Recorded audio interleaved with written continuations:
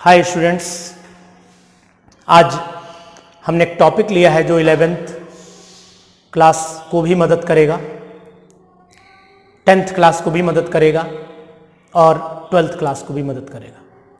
Basically ये topic तो 11th class का ही है, लेकिन 10th में इसे शॉर्ट में दिया गया है, 11th में थोड़ा ब्रॉड किया है, 12th और कंपटीशन में तो ये मदद करना ही करना है। इसको मैंने टॉपिक लिया है आइसोमेरिज्म, जिसे हिंदी में समावयवता भी कहते हैं। जितनी भी वीडियो लगातार आपको भेज रहा हूं, हिंदी मीडियम के स्टूडेंट्स हों चाहे वो इंग्लिश मीडियम के स्टूडेंट्स हों, मैं दोनों लैंग्वेज में बोलता हूं, जिससे कि हिंदी के बच्चों को भी समझ में आ जाए और इंग्लिश के बच्चों को भी समझ में आ जाए, दोनों का फायदा हो जाए। क्योंकि हमारे यूपी में कुछ स्कूल यूपी बोर्ड के इंग्लिश मीडियम के भी हैं, कुछ हमारे स्कूल जो है यूपी बोर्ड में हिंदी मीडियम के भी हैं, कुछ ऐसे स्कूल हैं जहां बच्चे दोनों भाषाएं समझ लेते हैं, इंग्लिश हिंदी। तो इसलिए मैं दोनों में ही लगातार आपको वीडियो दे रहा हूं। तो हमारा टॉपिक जो है वो है आज का आइसोमेरिज्म, समावयवता। क्या होता है आइसोमेरिज्म? पढ़ते बहुत लोग हैं, अपने अपने तरीके से पढ़ते, अपने अपने तरीके समझते हैं, लेकिन जितने अच्छे ढंग से आपके दिमाग में पहुंच जाए वही एक सच्ची टीचिंग कहलाती है। मैं जितने अच्छे ढंग से आपके अंदर ये बात पहुंचा दूं तो मैं समझ जाऊंगा कि मैंने अपनी बात पूरी कर ली। तो आइसोमेरिज्म की अगर बात करें तो हम सबसे पहले नाम पे जाते हैं इसके, आइसोमेरिज्म।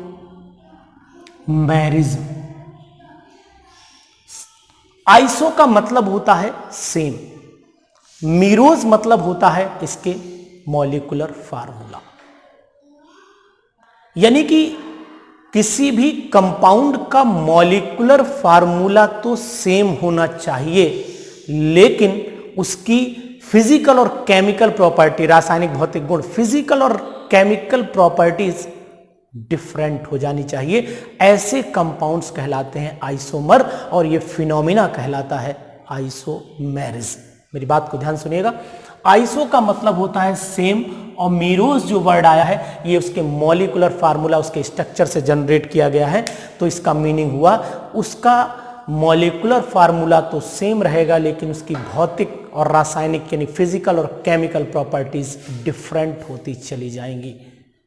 अब मैं एक एग्जाम्पल लेकर भी आपको समझाता हूं। जैसे कि बात कर लें एक एग्जाम्पल, C2H6O।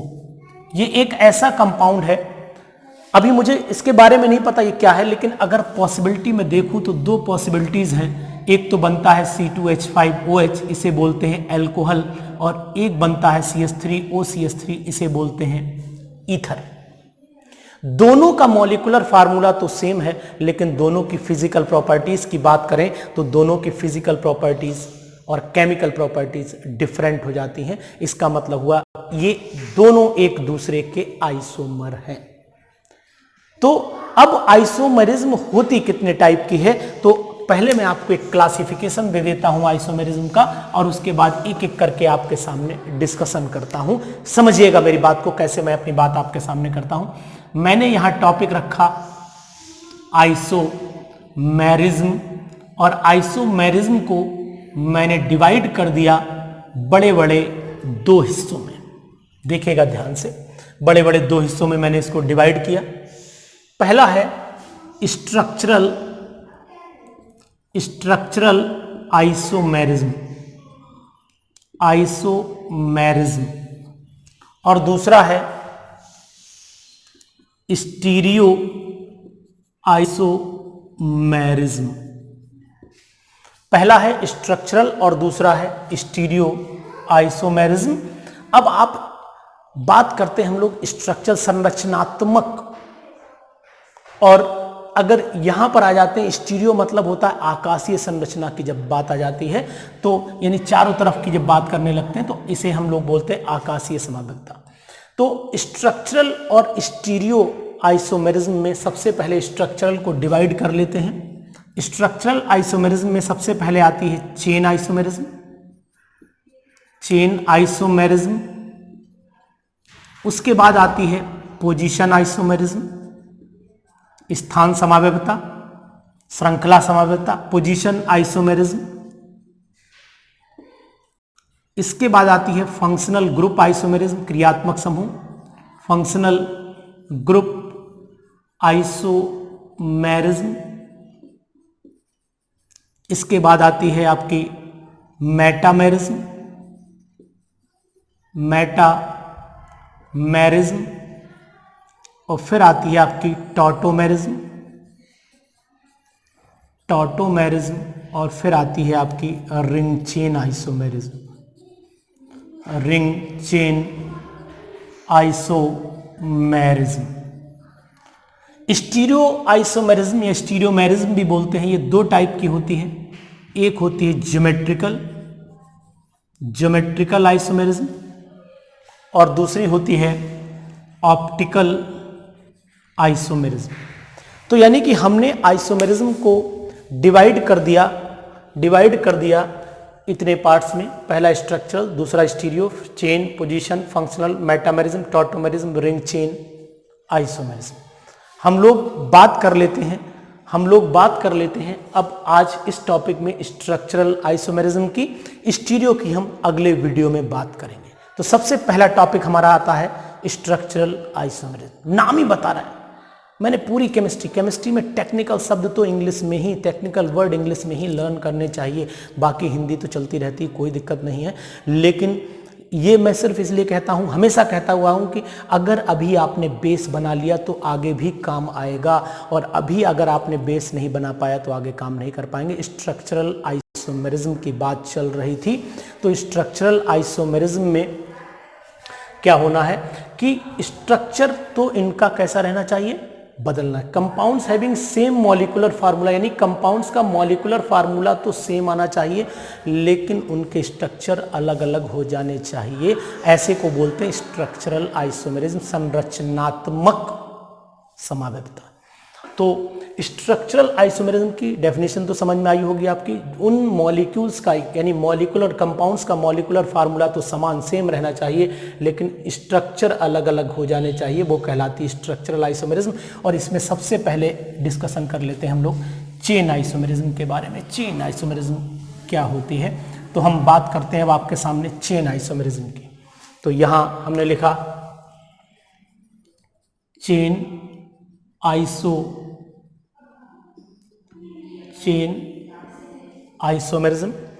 तो चेन आइसोमेरिज्म में क्या करना है आपको कि कंपाउंड्स का मॉलिक्यूलर फार्मूला तो सेम रहेगा, लेकिन कार्बन चेन वो डिफर कर जाएगी, अंतर आ जाएगा कार्बन चेन में। तो कंपाउंड्स का मॉलिक्यूलर फार्मूला तो सेम होगा, लेकिन कार्बन चेन डिफरेंट होगी, इसको बोलते हैं चेन आइसोमेरिज्म। अब अगर हम बात करें जैसे कि CH4 है ना, जैसे कि C2H6 है, जैसे कि अब एक और ले लें C3H8 ले लें, इन तीनों में, यानी कि इन तीनों में कोई भी चेन आइसोमेरिज्म नहीं पॉसिबल है। 3 के बाद ही पॉसिबिलिटी होनी चाहिए, 3 की बाद ही पॉसिबिलिटी होगी। तो सबसे पहला कंपाउंड हम लेते हैं C4H10 ले लेते हैं। C4H10 के 2 आइसोमर्स पॉसिबल है। पहला देखते हैं CH3, इसका नाम N-ब्यूटेन है, और अगर इस वाले CH3 को यहाँ लगा देते हैं तो बन जाएगा CH3, ये आइसोब्यूटेन भी कहलाता है। तो इसका मतलब हुआ कि C4H10 के 2 आइसोमर पॉसिबल हैं। इसी तरीके से अगर C5H12 के बनाए जाएं तो C5H12 के मैं इसी को मिटा करके बना देता हूँ, C5H12 लिया और इसके 3 आइसोमर्स पॉसिबल होंगे, यानी एक कंपाउंड, ये हमारा पहला तो N पेंटेन हो जाता है, दूसरा हमारा बन जाता है CH3, इसको लाइए यहाँ लगा दीजिए, CH3, CH2, CH, नीचे CH3 और इधर भी CH3, और यहाँ फिर लास्ट में एक कार्बन बीच में और उसके चारों तरफ लगा दीजिए मिथाइल ग्रुप, तो ये बन गया। तो आपको याद करना है कि चेन आइसोमेरिज्म के ये एग्जाम्पल्स हैं, और इन एग्जाम्पल्स में आपको क्या करना है कि अब आगे C6H14 के बनाने जिनमें 6 कार्बन हो, यानी कि अगर हम बात करें 6 कार्बन वाले की, फिर C7 वाले के बनाने, C8 वाले के बनाने, C9 वाले के, C10 वाले के बनाने हैं। तो अब आप अगर यहाँ जो आएगा वो आएगा C7 और H16 आ जाएगा, यहाँ आएगा C7H18 आ जाएगा, यहाँ आ जाएगा C9H20 आ जाएगा और यहाँ C10H22 आ जाएगा। तो इनके कितने पॉसिबिलिटीज़ हैं मैं आपको बता देता हूँ। इसके तो 5 बनेंगे, है ना। C7 वाले जो C7 वाले इसके 9 बन जाएंगे, इसके 18 बन जाएंगे, इसके 35 बन जाएंगे, इसके 75 बन जाएंगे। इनको आप बना करके कोशिश कर सकते हैं, यहाँ तक 9 तक बना करके आप एक बार प्रयास करिएगा, प्रैक्टिस करिएगा तो आपको हेल्प मिल जाएगी। तो ये बात हुई हमारी चेन आइसोमेरिज्म की। अब हम लोग बात कर लेते हैं पोजीशन आइसोमेरिज्म की, यानी टॉपिक हमारा हो जाता है पोजीशन आइसोमेरिज्म। क्या होती है पोजीशन आइसोमेरिज्म? क्या होती है पोजीशन आइसोमेरिज्म? इसको हम बात करते हैं compounds having same molecular formula, यानी मॉलिक्यूलर फार्मूला सेम रहना चाहिए, मॉलिक्यूलर फार्मूला में बदलाव नहीं आना चाहिए, मॉलिक्यूलर फार्मूला सेम रहना चाहिए, लेकिन फंक्शनल ग्रुप की पोजीशन बदल जानी चाहिए, यानी पोजीशन अलग अलग हो जानी चाहिए। तो बात अगर हम करें, यानी मॉलिक्यूलर फार्मूला का वर्ड जो है वो कैसा रहेगा, सेम रहेगा, लेकिन फंक्शनल ग्रुप क्या हो जाना चाहिए, फंक्शनल ग्रुप की पोजीशन बदल जानी चाहिए, position of functional group change होनी चाहिए। तो हम लोग बात कर लेते हैं CH3, CH2, CH2, Cl की। इस समय Cl यहाँ लगा है, इसका दूसरा अगर आइसोमर बनाए तो यहाँ लगा सकते हैं, इसका मतलब ये फंक्शनल वो पोजीशन आइसोमेरिज्म का एग्जाम्पल हो जाता है। इसी तरीके से दूसरा एग्जाम्पल अगर हम लेना चाहें CH3, CH2, CH2, OH ले लें और यहाँ CH3, CH, यहाँ OH ले लें और यहाँ CH3, फिर पोजीशन बदल गई, तो ये भी पोजीशन आइसोमेरिज्म का ही एग्जाम्पल है। इसी तरीके से अगर CH3, CH2, CH double bond CH2 ले लें, इस डबल बॉन्ड को यहाँ शिफ्ट कर दें तो CH3, CH double bond CH single bond CH3, ये एग्जाम्पल सब पोजीशन आइसोमेरिज्म के हैं। यहाँ पोजीशन आइसोमेरिज्म में खास बात है कि पोजीशन बदलनी चाहिए, बाकी कोई चेंज नहीं आता, मॉलिक्यूलर फार्मूला तो सेम ही रहता है। अब हम लोग बात कर लेते हैं इसके बाद फंक्शनल ग्रुप आइसोमेरिज्म की। Functional group isomerism. अब फंक्शनल ग्रुप आइसोमेरिज्म का नाम मॉलिक्यूलर फार्मूला तो सेम ही रहना है, मॉलिक्यूलर फार्मूला सेम रहना है, लेकिन फंक्शनल ग्रुप ही बदल जाएगा यहाँ पर। जैसे कि बात कर लेते हैं CH3, CH2OH और एक हो गया यहाँ CH3, इस O को यहाँ CH2 को उधर ले जाइए, बन गया CH3। दोनों का मॉलिक्यूलर फार्मूला, एक एल्कोहल एक ईथर है, दोनों का मॉलिक्यूलर फार्मूला तो सेम है, लेकिन दोनों के अंदर फंक्शनल ग्रुप अलग अलग हो जाते हैं। तो ये कहलाती है फंक्शनल ग्रुप आइसोमेरिज्म। एक एग्जाम्पल और देता हूँ आपको, CH3, CH2, CHO, ये एल्डिहाइड है, और CH3CO, यहाँ पर CH3 ये कीटोन है, ये एसीटोन कहलाता है। दोनों का मॉलिक्यूलर फार्मूला चेक कर लीजिए, सेम है, लेकिन फंक्शनल ग्रुप एक एल्डिहाइड एक कीटोन रखता है। तो इस तरीके से फंक्शनल ग्रुप आइसोमेरिज्म कहलाती है। तो ये बड़ा ध्यान से सुनिए, ध्यान समझिए, आपको समझ में आएगा। इसके बाद हम लोग बात कर लेते हैं मेटामेरिज्म की। मेटा टॉपिक हमारा है मेटामेरिज्म। ये जितने भी टर्म है, चाहे हिंदी की किताब हो चाहे इंग्लिश की किताब हो, दोनों में ही आपको टर्मिनोलॉजी आपको मिलेगी, 100% मिलेगी, आप चेक कर लीजिएगा। तो मेटामेरिज्म में कंपाउंड्स का मॉलिक्यूलर फार्मूला तो सेम रहना ही चाहिए, लेकिन चाहे वो डबल बॉन्ड 2 वैलेंसी वाला आइटम हो, जैसे जो डाइवैलेंट एटम होता है जिनकी वैलेंसी 2-3 है, डाइवैलेंट एटम के दोनों तरफ एल्काइल ग्रुप का नेचर अलग अलग होना चाहिए। जैसे कि हम बात कर लें, एक तरफ CH3, CH2, CH2O और यहां पर हमने बात की CH3। अब आप देखिए कि इधर एल्काइल ग्रुप 3 कार्बन वाला, इधर 1 कार्बन वाला, क्या पॉसिबिलिटी हो सकती है? इसका आइसोमर क्या हो सकता है? CH3, CH2O, CH2, CH3। देखिए दोनों में ऑक्सीजन में इधर 3 इधर 1, यहाँ 2-2 दोनों तरफ आ गए, तो दोनों का मॉलिक्यूलर फार्मूला तो सेम आ गया, लेकिन दोनों के एल्काइल ग्रुप का नेचर बदल गया। इसी तरीके से दूसरा एग्जाम्पल अगर हम बनाना भी चाहें तो इसी को मिटा के बना सकते हैं, यानी यहाँ पर सल्फर लगा दें, यहाँ पर भी सल्फर लगा दें, ये पॉसिबिलिटी यहाँ पर भी हो सकती है। इस बात का आपको ध्यान रखना पड़ेगा। अब ये कहलाती मेटामेरिज्म के बाद एक टर्म हमारा है tautomerism. Compounds having same molecular formula, molecular formula तो सेम होना चाहिए, लेकिन इसके अंदर हाइड्रोजन के मूवमेंट की वजह से जो कंपाउंड बनते हैं वो एक दूसरे की डायनामिक इक्विलिब्रियम में आ जाते हैं। यानी कि अगर हम टाटोमेरिज्म का एग्जाम्पल से बात करें तो ज़्यादा बेटर रहेगा। यानी कंपाउंड लिया CH3COCH3, ये हाइड्रोजन के मूवमेंट की वजह से होता है, ये बात आपको ध्यान रखनी पड़ेगी। C, ये एक H यहाँ भेजिए तो यहाँ हो जाएगा आपका OH और यहाँ बॉन्ड डबल आ जाएगा, तो ये कहलाता है कीटो फॉर्म कहलाती है, और ये कहलाती इनॉल। इन इसलिए आया क्योंकि डबल बॉन्ड है और OH ऑल, तो इनॉलिक फॉर्म कहलाती है। कीटो फॉर्म इनॉलिक फॉर्म में ये एग्जिस्ट करती है। यानी कंपाउंड्स का मॉलिक्यूलर फार्मूला तो सेम रहता है, लेकिन इसमें हाइड्रोजन के मूवमेंट की वजह से दो कंपाउंड एक दूसरे की डायनामिक इक्विलिब्रियम में आ जाते हैं। एक को कीटो फॉर्म बोला जाता है, दूसरे को इनॉलिक फॉर्म बोला जाता है। तो इसे कीटो इनॉल टॉटोमेरिज्म के नाम से भी जाना जाता है। यानी कीटो इनॉल टॉटोमेरिज्म के नाम से भी जाना जाता है। इस बात का आपको ध्यान रखना पड़ेगा। यह है कीटो इनॉल टॉटोमेरिज्म।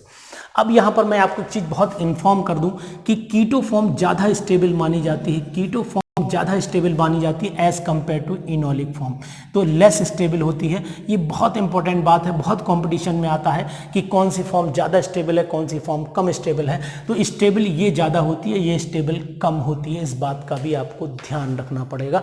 अब यहाँ पर स्टेबिलिटी क्यों है, रीज़न भी आपको बता देता हूँ। ये बॉन्ड ज़्यादा स्टेबल होता है और यहाँ पर कार्बन कार्बन डबल बॉन्ड ये लेस स्टेबल होता है, इस वजह से इसके अंदर ये प्रॉपर्टी आती है। तो ये बात हुई हमारी कीटो इनॉल टॉटोमेरिज्म की। रिंग चेन आइसोमेरिज्म आपसे और बात कर लेते हैं। रिंग चेन आइसोमेरिज्म की बात आपसे और करते हैं। रिंग चेन आइसोमेरिज्म में कंपाउंड्स का मॉलिक्यूलर फार्मूला तो सेम रहेगा, लेकिन उसके अंदर एक ओपन चेन कन्वर्ट हो जाएगी दूसरी रिंग चेन में। आप देखिएगा, अगर इसको ट्विस्ट कर दें तो ये वाला CH2 ऊपर आइए, इसका H इसमें लगाइए, ये बन जाता है इस तरीके से। यहाँ CH3 CH2 CH double bond CH2 इसका बना है, तो ये साइक्लोब्यूटेन, ये साइक्लोप्रोपेन, ये रिंग चेन। यानी कंपाउंड्स का मॉलिक्यूलर फार्मूला तो सेम है, लेकिन दोनों के नेचर बदल जाता है, दोनों की प्रकृति बदल जाती है। यानी एक ओपन चेन कंपाउंड साइक्लिन में कन्वर्ट हो जाता है, इसे बोलते हैं हम लोग रिंग चेन। तो आपने ये पढ़ा कीटो इनॉल टॉटोमेरिज्म। कीटो इनॉल में नाइट्रो एसी और एसी नाइट्रो दोनों फॉर्म पॉसिबल है। अगर नाइट्रोजन के बीच यानी ऐसा कंडीशन हो कि यहाँ पर नाइट्रोजन के बीच बॉन्ड आ जाए तो फिर नाइट्रो एसी फॉर्म भी बोला जाता है। तो इस बात का भी आप ध्यान रखेंगे। ये ट्रायड सिस्टम के अंदर आता है, कीटो इनॉल टॉटोमेरिज्म ट्रायड सिस्टम के अंदर आता है। इस बात का भी आपको विशेष, ट्रायड सिस्टम का मीनिंग होता है कि जहाँ पर हम लोग कार्बन, जब ये कार्बन यहाँ पर एक कार्बन लगा हो, ये इधर भी कार्बन लगा हो, उस कंडीशन को हम लोग बोलते हैं ट्रायड सिस्टम। तो इस बात का आपको विशेष ध्यान रखना कि ये जो मैंने आइसोमेरिज्म पढ़ाई है इसको आप पढ़िएगा, समझिएगा। और अब नेक्स्ट वीडियो में आपको भेजूंगा ज्योमेट्रिकल और ऑप्टिकल, उनको बहुत ध्यान से हम लोग पढ़ेंगे ज्योमेट्रिकल और ऑप्टिकल आइसोमेरिज्म के लिए। तब तक के लिए नमस्कार, thank you, have a nice day.